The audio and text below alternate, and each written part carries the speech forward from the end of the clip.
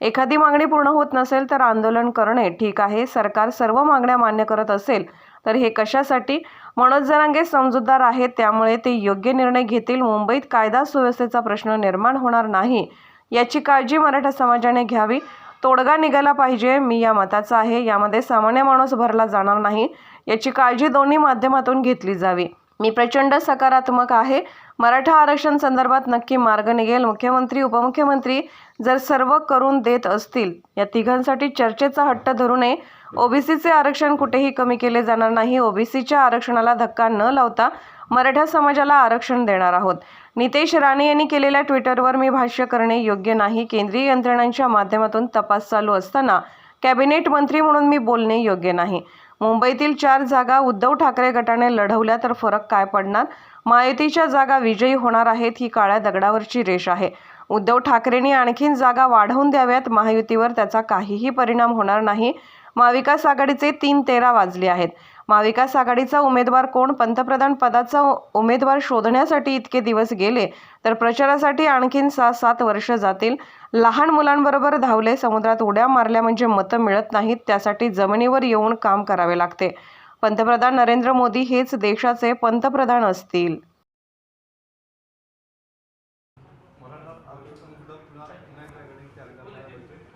जरांगे पाटील मुंबईत आझाद मैदानावरती उपोषण करण्यावरती ठाम नसल्याचे पाहिलं.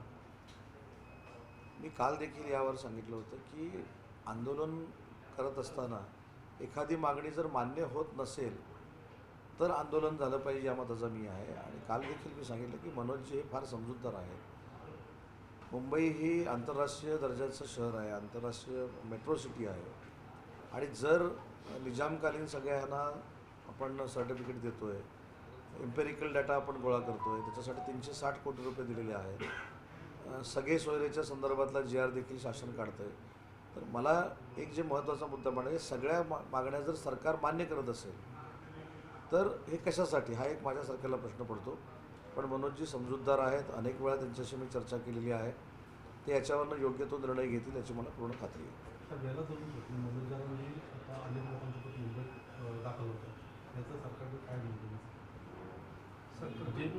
शेवटी सरकार हे प्रशासनाच्या मार्फत चालत असतं. या संदर्भातली जे काही गोष्टी करायच्या असतील त्या नक्की प्रशासनाने केलेल्या असतील. परंतु आज देखील माझी विनंती आहे की जर सरकार सगळंच करून द्यायला तयार आहे, मराठा आरक्षण द्यायला तयार आहे, एम्पेरिकल डाटा गोळा करायला तयार आहे, निजामकालीन नोंदीच्या सर्टिफिकेट द्यायला तयार आहे, जी त्यांची मागणी होती की शिंदे समितीला मुदतवाढ द्यावी ती देखील मुदतवाढ दिलेली आहे. पण एवढं सगळं करत असताना नुसतं तोंडी न सांगता आम्ही GR देखील देतो आहे, तर त्यांनी ह्याचा सहानुभूतीपूर्वक विचार करावा. शेवटी मुंबईमध्ये लॉ अँड ऑर्डर होणार नाही याची दक्षता देखील प्रत्येकाने घेतली पाहिजे. आणि मनोजजी जरांगे समजूतदार कार्यकर्ते आहेत, नेते आहेत, त्याच्यामुळे ते नक्की सकारात्मक विचार करतात. तोडगा निघेल असं वाटण्यापेक्षा तो निघाला पाहिजे या मताचा मी आहे. आणि या सगळ्या प्रोसेसमध्ये मी देखील होतो. मी देखील अनेक वेळा मनोजजींना भेटलेलो आहे. मी अनेक वेळा त्यांच्याशी फोनवरनं देखील संवाद साधतो.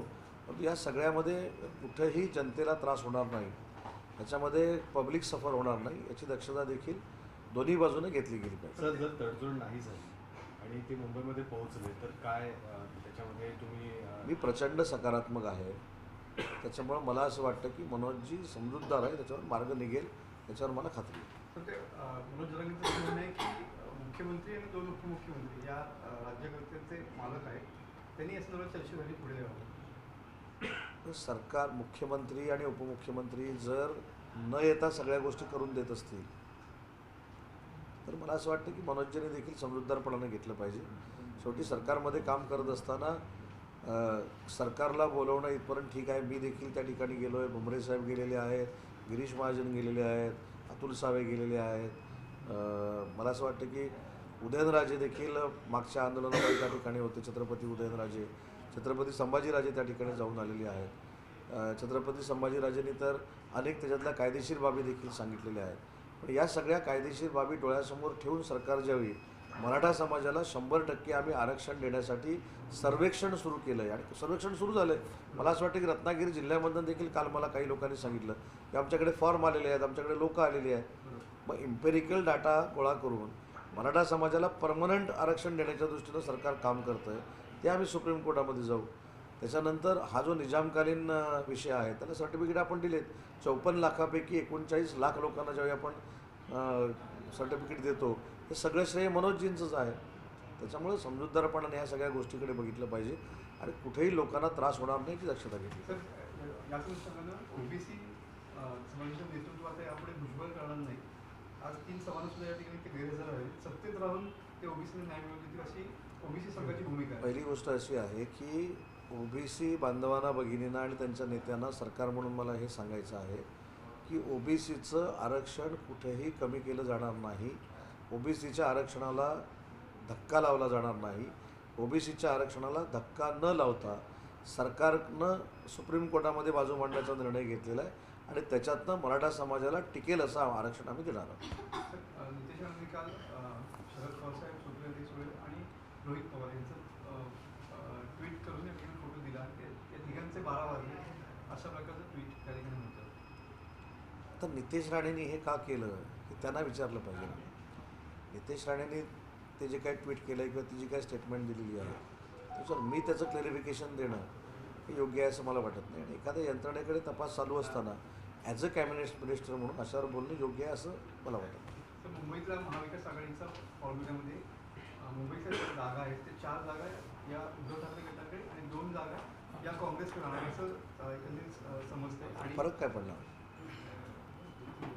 4 जागा कोणाला मिळाल्या, 2 जागा कोणाला मिळाल्या, आमच्यावर फरक काय पडणार आहे? महायुतीच्याच जागा जिंकल्या जाणार आहेत ही जर काळ्या दगडावरची रेग असेल तर काँग्रेसनं 6 जागा लढवाव्यात, अजून कोणी 6 जागा लढवाव्यात, अजून वाढवून घ्याव्यात 8-10 जागा. महायुतीवर अजिबात फरक पडणार नाही. कालचे महाविकास आघाडीचे 3-13 कसे झाले हे देखील काल आपण बघितलेले आहेत. पश्चिम बंगालमध्ये त्यांनी स्वतंत्र लढणार म्हणून सांगितलं. जे भारत जोडो पश्चिम बंगालमधून जाणार होतं त्याची यत्किंचितही माहिती ममताताईंना दिली नाही हे त्यांचं स्टेटमेंट होतं. आणि पंजाबची देखील पत्रकार परिषद आपण बघितलेली आहे. आणि दुसरं महत्त्वाचं माझं वारंवार जे सांगणं आहे हे सगळं ठीक आहे. 6 जागांपैकी 4, 2, 3, 1, 5-3-2 खेळतील तो सगळं ठीक आहे. मुद्दा असा आहे की माननीय नरेंद्र मोदींच्या समोर कॅन्डिडेट कोण आहे हे तर जाहीर करावं. महायुतीचा कॅन्डिडेट जाहीर झाला की नाही? माननीय नरेंद्र मोदी. महाविकास आघाडीचा कॅन्डिडेट कोण? कॅन्डिडेट शोधण्यामध्ये इतके दिवस गेले तर त्याचा प्रचार करायला अजून 5-7 वर्ष लागतील. तोपर्यंत निवडणुका होऊन जातील, परत मोदीसाहेब पंतप्रधान होतील, ह्या सगळ्या प्रोसिजर त्याच्यामध्ये होणार आहेत.